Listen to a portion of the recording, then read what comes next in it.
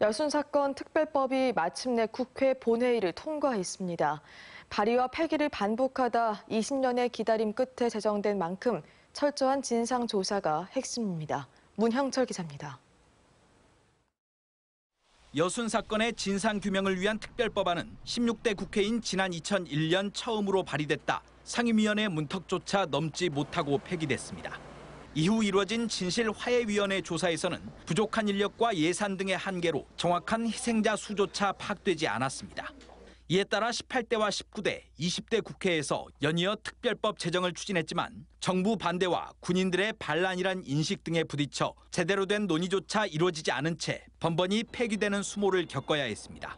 다만 70주년을 맞으면서 분위기는 조금씩 달라졌습니다. 제주 4.3과 여순을 연장선의 역사로 끌고 가는 것이었죠. 이것이 이제 먹혀 들어가면서 이제 군대의 반란이라는 대신에 부당한 명령에 대한 거부, 이런 흐름 속에 180석의 거대 야당이 탄생한 21대 국회에서 다시 발의된 특별법안.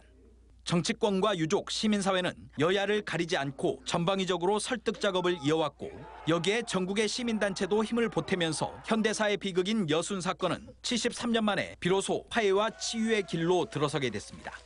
여순 사건 특별법 오늘 통과는 정말 모두의 함께한 승리라고 저는 생각합니다. 진상규명과 희생자들의 명예회복을 위한 기본적인 틀은 마련됐지만 모든 문제가 해결된 건 아닙니다. 법안 심사 과정에서 조사 기간이 3년에서 2년으로 줄어들었고 진상규명위원회에 상임위원을 두는 조항도 삭제돼 자칫 제대로 된 조사가 이루어지지 않을 수 있다는 우려도 적지 않습니다. 시행령을 통해 특별법의 취지를 담보할 수 있는 제도적 장치를 마련해야 하고 이를 위해서는 특별법 제정 못지않은 관심과 노력이 필요합니다. 어떤 내용을 담을 것인지에 대한 협의가 좀 필요하고 또 이 협의가 나온 내용을 중앙부처에 요구해서 시행령을 제대로 만드는 것이 특별법 성패에 매우 중요한 문제라고 봅니다. 73년 만에 일궈낸 역사적 성과, 이를 어떻게 활용할지가 지역사회의 새로운 과제로 던져졌습니다. MBC 뉴스 문형철입니다.